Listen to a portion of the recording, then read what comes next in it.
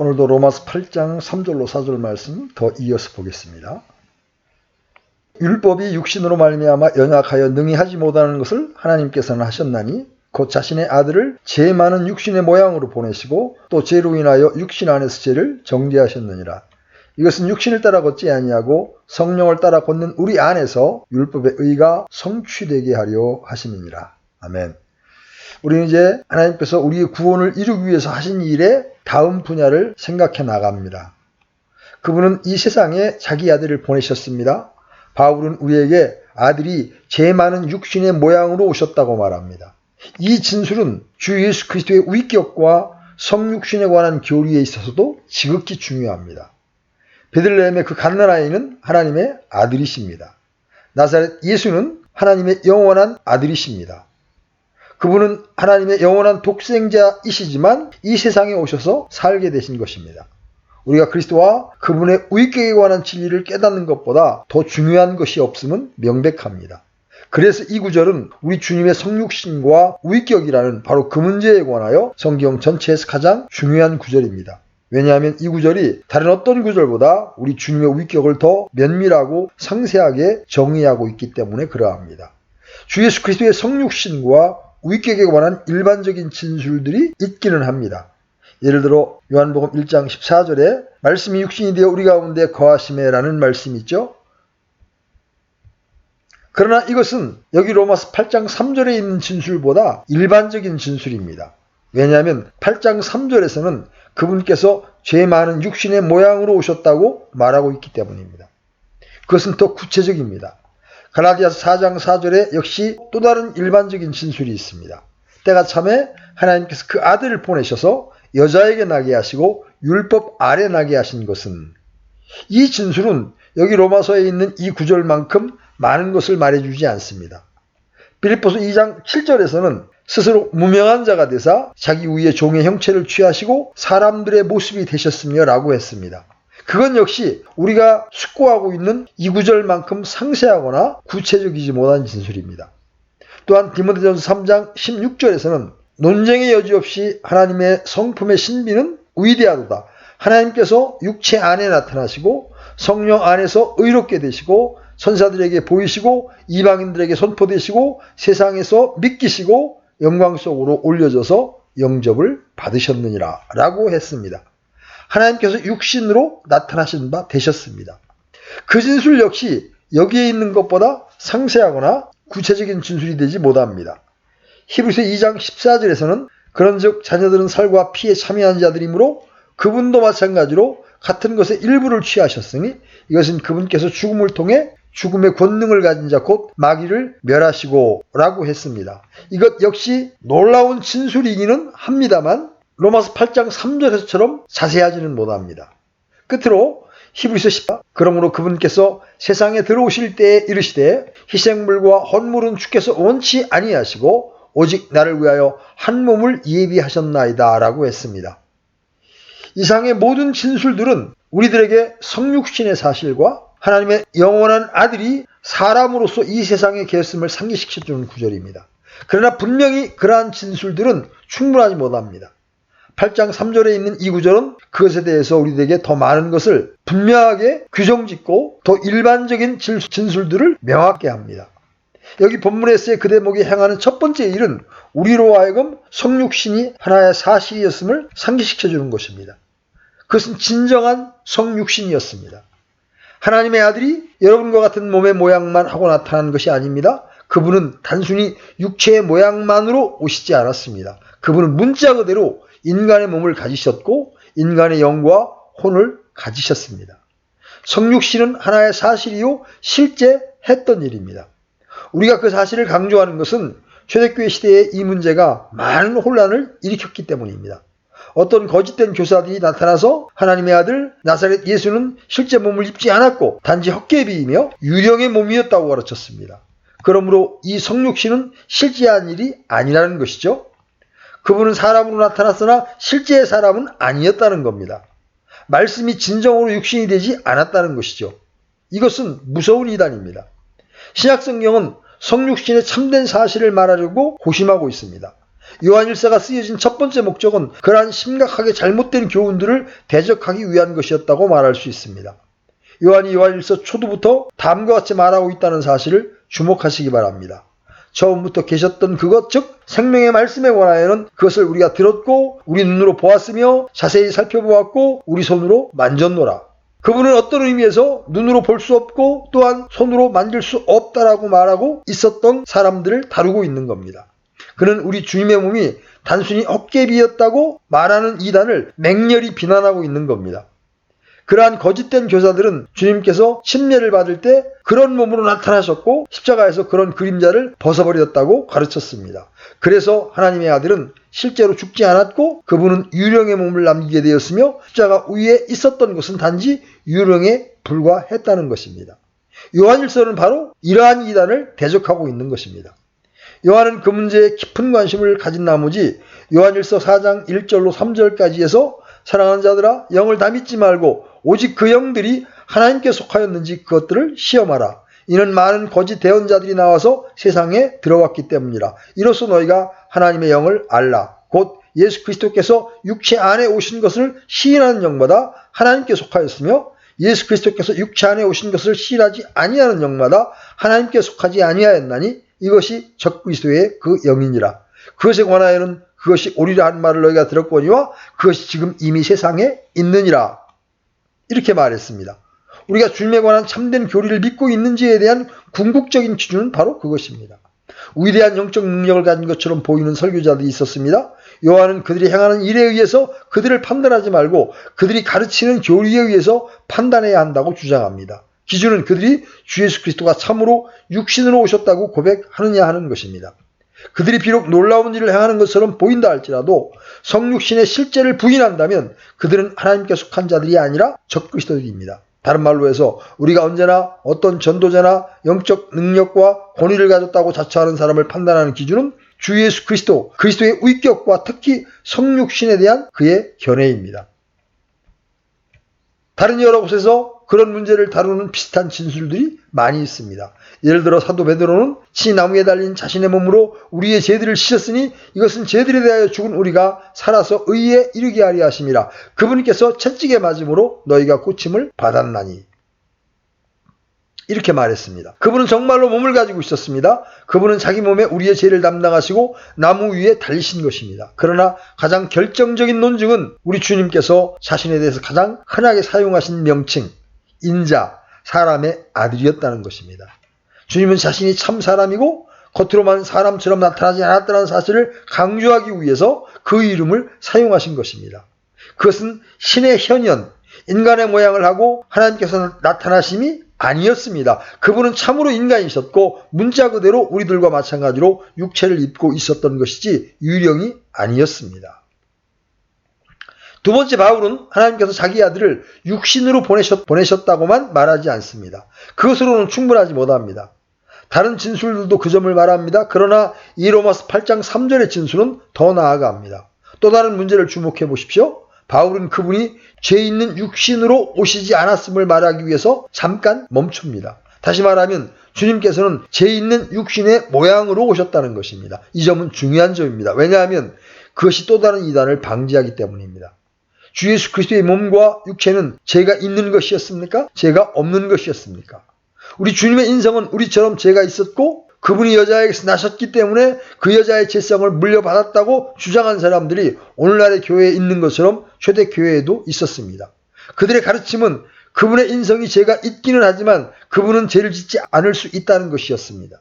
그들은 그분이 죄를 다스리고 정복하며 넘어설 수 있지만 그분의 본성, 그분의 인성은 사실상 죄가 있다는 주장입니다. 그들은 주님의 구주되심이 그분이 인간성 전체 속에 있는 죄를 극복하신 결과라고 생각합니다. 또한 그들은 만일 우리가 그분을 바라보고 그분의 도움을 요청하면 그분은 우리로 하여금 그와 같은 일을 행할 수 있게 할 것이고 바로 그것이 그리스도께서 우리를 구원하는 방식이라는 것이죠. 우리가 이 점에 대해서 명확해야 함은 매우 중요합니다. 오늘날 그러한 가르침이 공공연히 가르쳐지고 있습니다. 칼 바르트라는 유명한 신학자가 있었습니다. 그가 가진 우리 주님의 인성에 대한 견해는 주님의 인성에 죄가 있다는 것입니다. 그 관점은 여러 나라에 있는 추종자들에 의해서 고집되고 있습니다. 만일 그러한 가르침이 사실이었다면 바울이 여기서 죄를 인하여 자기 아들을 죄 있는 육신으로 보내사 육신의 죄를 정하사라고 말했을 것입니다. 그러나 그는 그렇게 말하지 않고 죄 있는 육신의 모양으로라고 말합니다. 분명히 그는 우리들이 우리 주님의 인성에 죄가 없음을 깨닫기를 바라고 있는 것입니다. 이것은 고립된 진술이 아닙니다. 비슷한 진술들이 많이 있습니다. 마리아에게 우리 주님의 탄생을 예고하는 천사장인 가브리엘에 관한 사건을 고려해 봅시다. 저는 특별히 누가복음 1장 35절을 지적하고 싶습니다. 거기에서 문맥이 중요합니다. 마리아는 자기가 이 경이적인 아들을 잉태해야 된다는 사실을 듣고 그 일을 이해할 수가 없어서 천사에게 나는 사내를 알지 못하니 어찌 이 일이 있으리까 라고 말했습니다. 마리아는 이런 일은 불가능해요. 나는 처녀인데 어찌 내가 아들을 잉태할 수 있단 말이요. 나는 남자를 알지 못해요. 라고 말한 것입니다. 그 다음에 35절에 천사가 그녀에게 대답하여 이르되 성령님께서 내게 임하고 가장 높으신 이의 권능이 너를 덮으시리니 그런즉 또한 내게서 태어날 그 거룩한 것은 하나님의 아들이라 불리리라는 말씀이 있습니다. 우리 주님에 대한 얼마나 훌륭한 묘사입니까? 그 아기에 대한 아름다운 묘사요 거룩한 것에 관한 묘사입니다. 천사장은 우리 주님을 그런 식으로 묘사합니다. 왜냐하면 우리 주님은 거룩하시기 때문입니다. 주님에게는 죄가 없기 때문에 그것은 이 세상에 태어났던 다른 모든 아기들과 같지 않습니다. 거룩하다고 말할 수 있는 아기는 그 아기밖에 없습니다. 거룩합니다. 완전히 죄로부터 자유롭고 다른 모든 사람과 전적으로 다른 분인 것입니다. 성경의 다른 진술들도 이 점을 확증하고 있습니다. 물론 동정녀 탄생의 교리가 이 점과 관련이 있습니다. 그분의 탄생은 독특하였고 그분의 잉태 또한 독특하다는 말씀을 우리는 성경에서 읽게 됩니다. 마리아가 남자를 전혀 안 적이 없지만 그녀는 아기를 잉태하게 될 것입니다. 이 아기가 어떻게 잉태됩니까? 성령님께서 내게 임하시고 가장 높으신 이의 권능이 너를 덮으시리라는 말씀이 그에 대한 대답입니다. 이것은 누가복음에서만 진술된 것이 아니라 마태복음 1장 18절에서도 역시 진술되어 있습니다. 이제 예수 그리스도의 태어나심은 이러하니라 그분의 어머니 마리아가 요셉과 정혼하였을 때 그들이 함께하기 전에 그녀가 성령님으로 말미암아 아이를 뵌 것이 드러나매. 요셉은 아버지가 아닙니다. 그들은 함께 동거하지 않았습니다. 그들은 성령으로 아기를 잉태한 것을 알게 됩니다. 20절에서 요셉은 꿈을 통해서 지시를 받습니다. 그는 그녀를 끊고자 했습니다. 그러나 그는 이러한 말을 듣게 됩니다. 너 다윗의 자손 요셉아 내 아내 마리아 취하는 것을 두려워하지 말라. 그녀 안에 수태된 그것은 성령님으로 말미암았느니라. 이와 같은 두 구절에서 우리는 특별히 예수께서 성령으로 잉태되셨다는 사실을 듣게 됩니다. 성령께서 생명의 씨앗을 공급하신 것입니다. 이런 일은 전에도 없었고 후에도 없었던 일입니다. 이것은 독특한 탄생이요 다른 경우에는 전혀 찾아볼 수 없는 일입니다. 이러한 진술들이 교리적으로 중요하지 않다면 성경이 그러한 진술들을 말하는데 고심하지 않을 것입니다. 고린도후서 5장 21절에서 사도의 진술은 그 사실을 더욱더 확증합니다. 하나님께서 죄를 알지 못한 그분을 우리를 위하여 죄가 되게 하신 것은 우리가 그분 안에서 하나님의 의가 되게 하려 하심이라. 그리스도는 죄를 알지 못합니다. 그분은 죄를 짓지 않았을 뿐만 아니라 그분의 본성은 죄가 전혀 없습니다. 그분은 체험적인 의미에서의 죄를 알지 못할 뿐 아니라 그분의 본성에 하나의 얼룩도 있지 않다는 의미에서 죄를 알지 못합니다. 히브리서 4장 15절에서는 우리에게 계신 대제사장은 우리의 연약함의 감정을 몸소 느끼지 못하는 분이 아니요 모든 점에서 우리와 똑같이 시험을 받으셨을 때 죄는 없으신 분이시니라고 했습니다. 로마서 8장 3절에 죄 있는 육신의 모양으로 그것이 의미하는 바는 그분은 죄 있는 육신의 모양은 가지고 있으나 죄는 없다는 의미입니다. 다른 말로 해서 그분은 죄 있는 육신의 모양을 가지고 있었습니다. 그분의 육신은 죄가 없었고 죄와 상관이 없었습니다. 그러나 그 육신은 그런 모양이었습니다. 히브리서 7장 26절에 그 문제에 대한 또 다른 진술이 있습니다. 이러한 대제사장께서는 우리에게 합당한 분이셨으나 곧 그분은 거룩하시고 해가 없으시고 더러움이 없으시고 죄인들로부터 분리되시고 하늘들보다 더 높이 되셨느니라. 다른 말로 해서 그분은 완벽하고 죄가 없으며 어떤 면으로든지 그분께는 흠이 없습니다. 다시 히브리서 9장 14절에서는 하물며 영원하신 성령을 통해 자신을 점없이 하나님께 드린 그리스도의 피는 죽은 행위로부터 너희 양심을 얼마나 더 많이 깨끗하게 하여 살아계신 하나님을 섬기게 하겠느냐라고 했습니다. 그 말씀은 베드로전서 1장 19절에 있는 말씀과 연결이 됩니다. 그는 우리가 은이나 금 같은 것으로 구원받은 것이 아니라 흠없고 점없는 어린 양 같은 그리스도의 보배로운 피로 구원받았다고 말하고 있습니다. 또한 여러분은 구약에서 제물로 바치는 어린 양에 관한 규례를 보게 되는데 언제나 그 어린 양에게는 흠이 없어야 된다는 것입니다.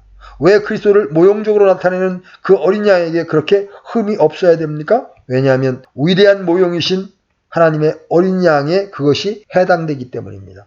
흠이 있는 어린 양은 잡을 수 없습니다. 그 어린 양이 어떤 것이든 흠이 없어야 되며 완벽한 어린 양이어야 했습니다. 그것은 세상 죄를 제거하는 하나님의 어린 양이 나타나셨을 때 그분은 전혀 흠을 가지지 않을 것이라는 진리를 예고하는 것이었습니다. 죄성은 흠과 얼룩을 내포하고 있습니다. 이 모든 진술들은 서로 합해져서 로마서 8장 3절에서 진술된 바 우리 주님의 인성은 죄가 없었으나 우리의 죄성의 모양을 취하고 있었음을 입증하는 것입니다. 그러면 교리는 무엇입니까? 그것은 다음과 같습니다. 성육신 하실 때 우리 주님은 죄로부터 자유롭게 되었던 인성을 취하셨다는 것입니다. 이 점에 있어서 로마 가톨릭 교도들은 옳을 뿐 아니라 옳게 되려고 무진회를 쓰고 그들은 무언가 잘못된 것을 말하기까지 합니다. 우리 주님의 인성은 죄가 없었다는 사실을 간절히 지킬 양으로 그들은 과장하여 동정녀 마리아의 인성도 죄가 없다고 주장합니다. 이것이 그들이 주장하는 무염시태의 교리입니다. 사람들은 흔히 이 무염시태의 교리가 우리 주님의 본성이 죄와 상관없다는 사실을 진술하고 있는 것에 불과하다고 생각합니다. 그러나 그것은 그러한 뜻이 아닙니다. 로마 교회가 가르치는 무염시태는 마리아의 인성이 죄가 없다는 것입니다. 그러나 그러한 주장을 뒷받침할 만한 증거가 성경에는 조금도 없습니다. 마리아는 다른 모든 사람들처럼 인간이었고 그녀의 인성은 분명히 죄가 있었습니다. 그녀는 모든 다른 인류들과 같이 아담의 후손이었습니다. 그녀는 이 세상에 태어나는 모든 사람이 아담의 범죄 때문에 받은 타락되고 오염된 인성을 물려받았습니다. 바울은 로마서 5장에서 그 점을 증명한 바 있습니다. 성경에서는 마리아가 죄 없이 잉태되었거나 조성되었다고 말하지 않습니다. 오히려 마리아의 그 지체, 즉 하나님의 아들의 몸으로 발전된 마리아의 세포가 죄로부터 깨끗하게 있었다고 말합니다. 바로 그것만이 죄가 없었던 것입니다. 그러므로 마리아는 죄 있는 채로 있었으며 그녀의 아들에게 전승된 이 부분만이 죄로부터 해방된 것입니다. 하나님의 아들이 바로 그 지체와 연합한 것입니다. 바로 그것이 그리스도께도 취한 인성입니다. 물론 그것은 하나의 이적입니다. 그것이 하나의 이적이라고 특별하게 말씀하고 있습니다.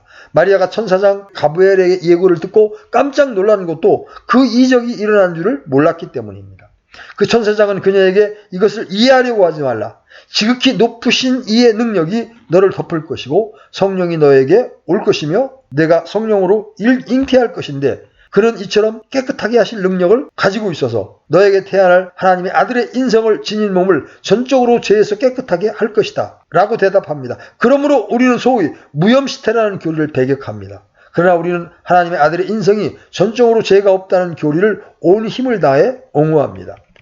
그러나 왜 사람들은 이러한 것들에 대해 의심하려고 합니까? 왜 그들은 주님의 인성에 죄가 있다고 주장합니까? 만약 그러한 것이 그분에게 해당되지 않았다면 어떻게 그분이 참으로 시험을 받을 수 있었는지 알 수 없다는 것이 그들의 답변입니다. 그분께서 우리와 같은 모양으로 시험을 받기 쉽거나 시험에 굴복하기 위해서 그것이 꼭 필요하다고 그들은 느꼈던 것입니다. 그런 주장에 대한 답변이 히브리서 4장 15절에 나와 있습니다. 우리에게 계신 대제사장은 우리의 연약함의 감정을 몸소 느끼지 못하는 분이 아니요 모든 점에서 우리와 똑같이 시험을 받으셨을 때 죄는 없으신 분이시니라. 그분에게는 죄가 없습니다. 그뿐만이 아닙니다. 우리 속에 죄에 대하여 반응할 것이 없다면 우리가 시험을 받지 않을 것이라고 가르치는 것도 전적으로 기만입니다. 결국 아담은 자기의 본성에 죄가 없었지만 시험을 받았습니다. 아담이 시험 받았을 때 그는 완전한 인성을 가지고 있었습니다. 아담과 이브는 완전한 상태에서 시험을 받은 것입니다. 그러므로 확실한 것은 시험 받는 자의 본성이 악하지 않다 할지라도 시험은 강력하게 올 수 있다는 것입니다. 실로 이것만으로도 충분한 대답이 됩니다. 저는 주저없이 우리 주님께서 어떤 인간도 알지 못하는 방식으로 시험의 능력을 아셨다고 역설합니다. 마귀는 그의 모든 박해 공작을 꾸몄고 그리스도에 대해서 자기의 모든 교활함을 출동시켰던 것입니다. 우리는 광야의 세 가지 시험 가운데에서 그 점을 봅니다.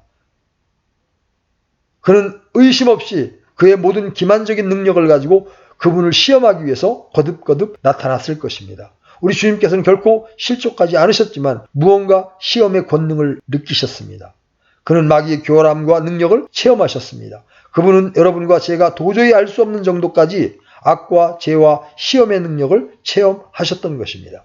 그러나 우리 주님의 인성이 죄가 있었다고 하는 주장에 대한 또 다른 주장이 있습니다. 죄 있는 한 인격 안에 신격과 죄 있는 인성을 결합시킨다는 것을 생각이나 할 수 있겠습니까? 그것은 도저히 상상할 수 없는 일입니다. 어떻게 신적이고 영원한 본성이 한 인격 안에 죄 있는 인성을 결합하고 있겠습니까? 거기에다 다음과 같은 최종적인 논증을 첨가해 보십시오. 성경의 교훈에 의하면 우리 주님은 아담 안에서 지은 바 되는 첫 번째 인성을 깨끗하게 하기 위해서 세상에 오신 것입니다. 그분은 새로운 인성을 주시기 위해 오셨습니다. 바울이 고린도전서 15장에서 그 문제를 다음과 같이 표현하는 것도 바로 그 때문입니다. 첫째 사람은 땅에서 나사 땅에 속하거니와 둘째 사람은 하늘로부터 나신 주시니라.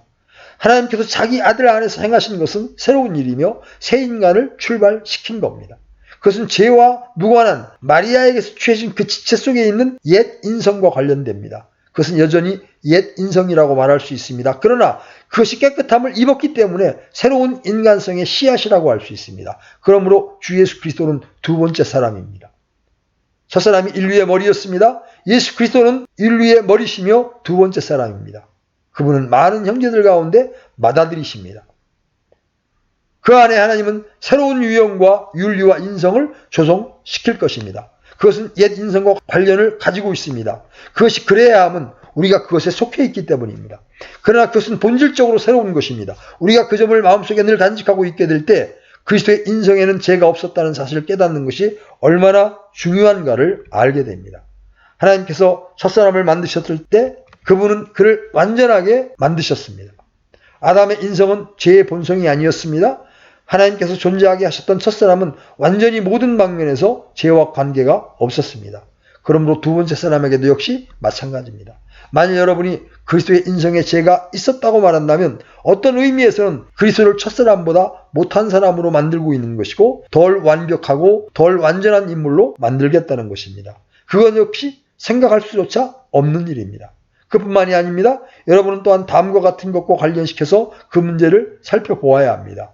우리의 구원을 그렇게 확실하게 만드는 것은 예수 그리스도가 실패할 수 없기 때문입니다. 실패하지 않는다는 것은 죄가 어떤 경우에서든 전혀 들어오지 않기 때문입니다. 그리스도께서 죄 없는 인성을 지니시고 태어나셨고 죄는 그 속에 들어갈 수 없었습니다. 왜냐하면 그분은 하나님의 영원하신 아들이시기 때문입니다. 그분은 한 번도 실족하지 않고 끝까지 어떤 방면에서도 죄의 흔적을 가짐없이 완전하고 흠이 없는 상태로 남아 계셨습니다. 그러므로 바울은 여기서 그분께서 죄 있는 육신으로 오시지 않고 죄 있는 육신의 모양으로 오셨음을 강조합니다. 이 진술 가운데에는 적극적인 요소가 있는데 이 적극적인 요소는 매우 가치가 있는 것입니다. 그분은 참으로 육신을 가지고 있었습니다. 참으로 인간이었습니다. 그분의 인성은 그저 나타나 보이기만 하는 것이 아니고 실제 했던 겁니다. 그분은 우리 모든 사람들과 같이 이성적인 영혼을 가지고 있었습니다. 그러나 그 영혼은 어떤 면으로든지 죄가 없었습니다. 그러나 그것은 어떤 국면에서는 죄 있는 우리의 인성과 같은 모양을 하고 있었습니다. 그리스도께서 어떤 국면에 죄 있는 육신의 모양으로 오셨습니까? 대답은 틀림없이 그분의 본성이 자체로 죄는 없지만 그분은 죄의 결과로 인하여 우리 인성에 속해 있는 몇 가지 특징들을 가지고 있다는 것이 대답이 될 줄로 압니다. 죄는 인성만을 오염시켰습니다. 그것은 인성에 어떤 연약한 것을 가져왔습니다. 아담은 타락하기 전에 전혀 연약하지 않았습니다. 그는 완전하였고 피곤이라는 것을 몰랐습니다. 그는 질병을 알 수 없었고 알지도 못했습니다. 그는 죄가 없었던 것입니다. 그러나 그는 죄와 타락의 결과로 인해서 그는 본성이 죄가 있게 되었고 부패하게 되었습니다. 뿐만 아니라 어떤 연약한 것이 그의 생명 안에 들어왔습니다. 그런 연약한 것들은 그의 자손들에게도 전승되었습니다. 신약성경은 우리 주님께서 이러한 몇 가지 연약한 것들을 지니고 계셨음을 분명히 보여줍니다. 그러나 연약하다는 것 그 자체가 죄는 아닙니다. 피곤과 고통과 슬픔과 지침과 힘없음과 눈물 흘리는 것 등을 생각해 보십시오. 이 모든 것들이 우리 주님의 지상생활에서 보여집니다. 그것에 대한 증거들을 살펴보기로 합시다. 누가복음 2장 40절에는 아이가 자라며 영이 강하게 되고 지혜가 충만하며 하나님의 은혜가 그 위에 있더라고 되어 있습니다. 다시 52절에는 예수님께서는 지혜와 키가 자라며 하나님과 사람에게 더욱 호의를 입으시더라고 했습니다.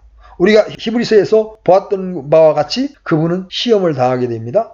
야고보는 야고보서에서 하나님께서는 시험을 하지 않을 뿐 아니라 시험 당하지도 않는다고 했습니다. 그런데 만일 우리 주님께서 진정으로 인간이 되지 않으셨다면, 만일 그분이 참다운 의미에서 인간이 아니라면 시험 당하시지 않았을 것입니다. 그러나 그분은 죄 있는 육신의 모양으로 오셨기 때문에 시험을 당하셨습니다. 그런 다음에 히브리서에 있는 그리스도에 관한 다른 주목할 만한 진술들을 몇 개 살펴보십시다.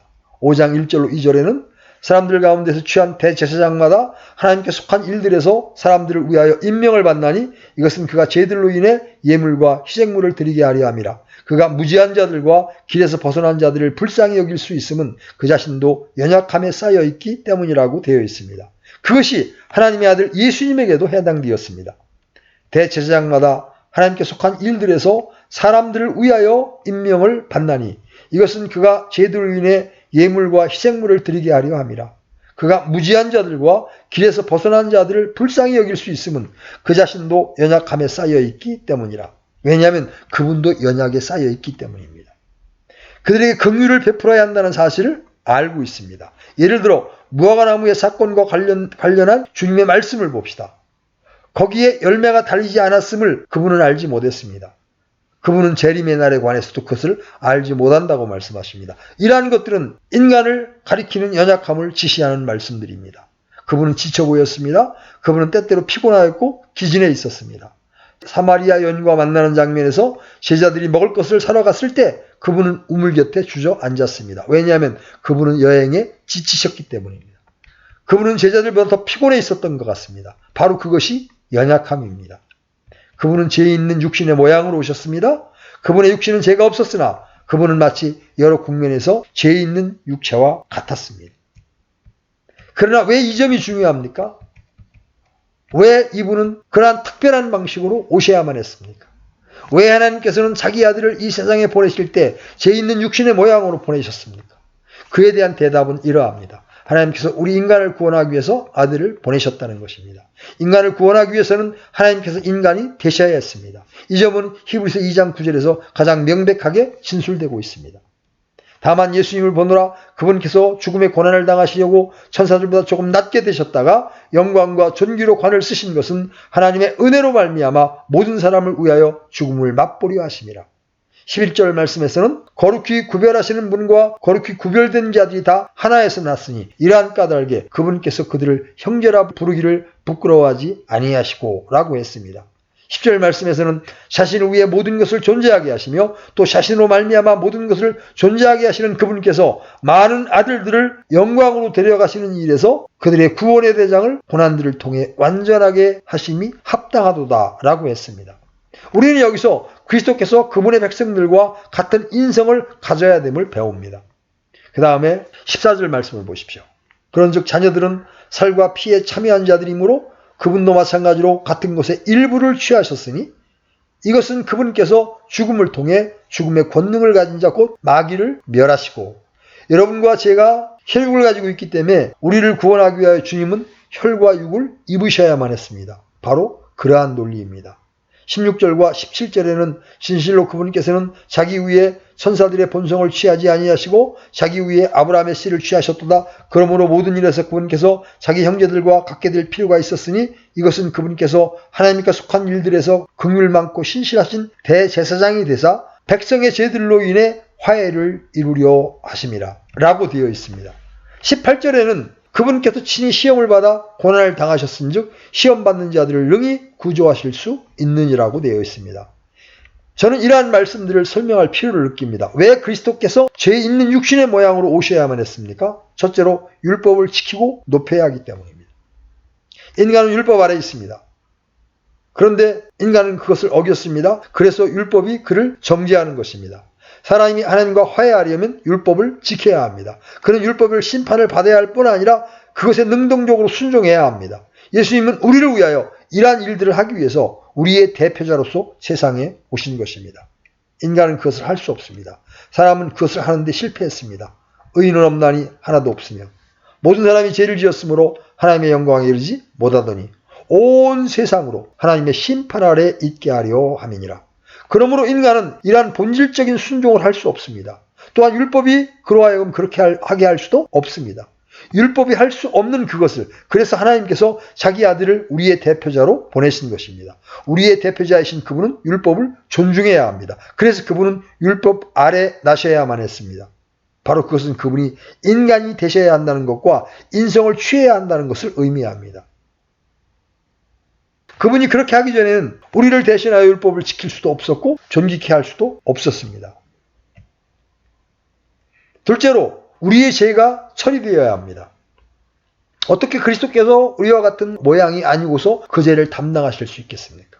그러므로 그분은 우리의 죄와 우리의 죄책을 담당하시고 또 우리의 죄에 대한 심판을 받으시기 위해서는 인성을 취해야만 했습니다. 그분은 성육신하셨습니다. 그분은 우리와 같은 혈과 육의 동참자가 되어야 했습니다. 그분은 인간의 대표자가 되기 위해서 인간이어야 했습니다. 또한 새 인간의 시작이 되기 위해서도 인간이어야 했습니다. 죄가 육신 안에서 범하여졌던 것처럼 그것은 육신 안에서 처벌받아야 합니다. 여기 죄를 인하여 자기 아들을 죄 있는 육신의 모양으로 보내어 육신의 죄를 정하사라는 구절이 바로 그것을 의미합니다. 이론적으로 죄를 정하는 것이 아니라 하나님이 자기 아들의 육신 안에서 정죄한 것입니다.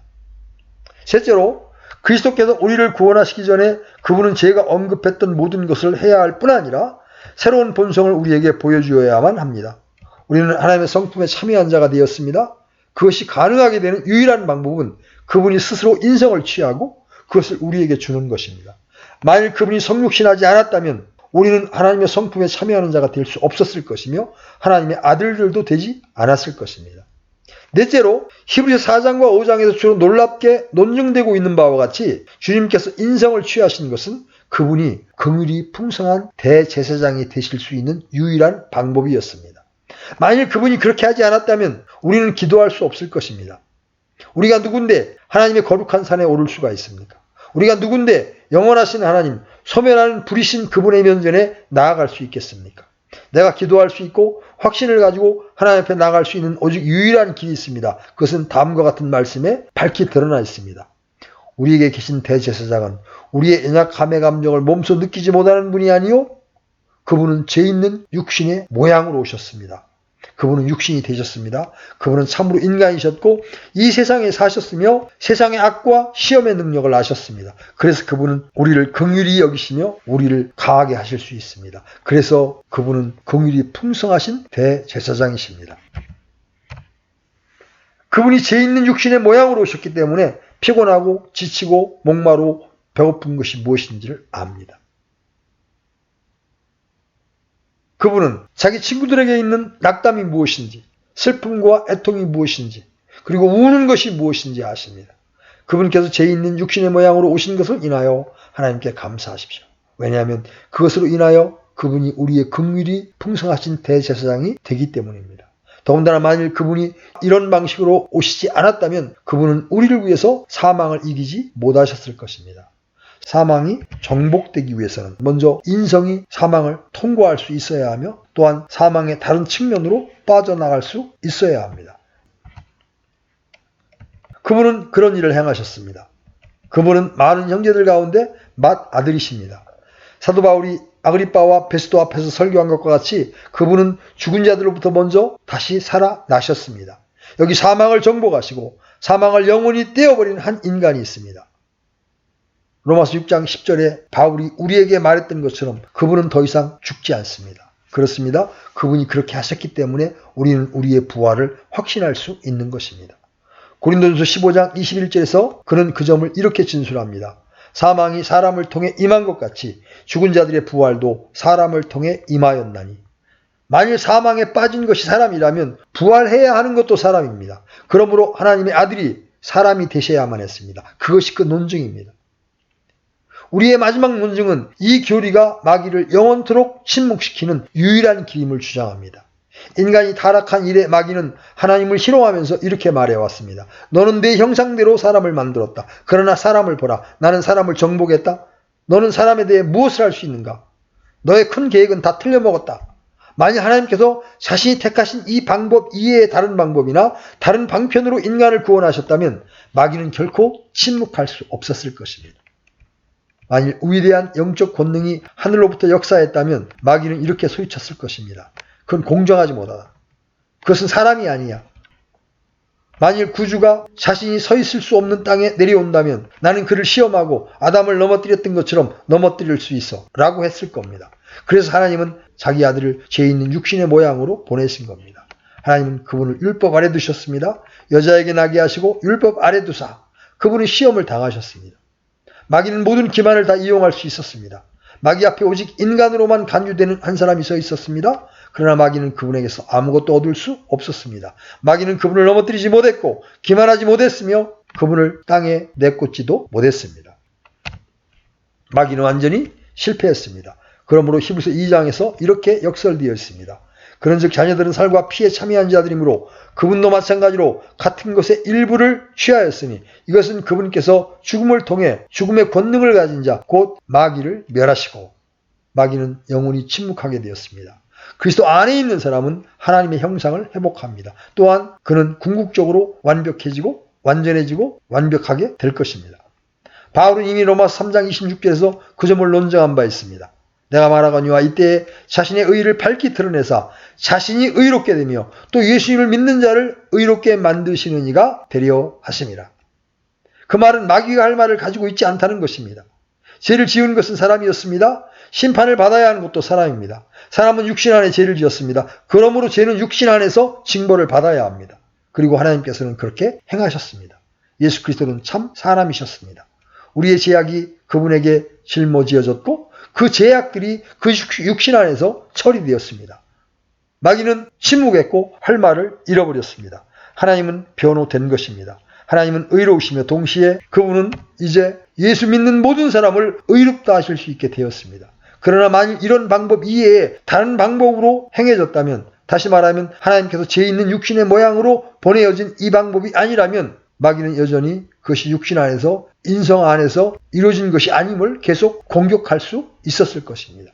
그러나 그는 이제 아무 말도 할 수 없습니다. 왜냐하면 죄가 인성 안에서 처리되었기 때문입니다. 그러므로 신자에게는 정죄함이 없습니다. 마귀도 침묵합니다. 그래서 바울은 로마서 8장 후반부에 가서 승리에 찬 질문을 할 수 있게 된 것입니다. 누가 하나님께서 선택하신 자들을 무슨 일로 고소하리요?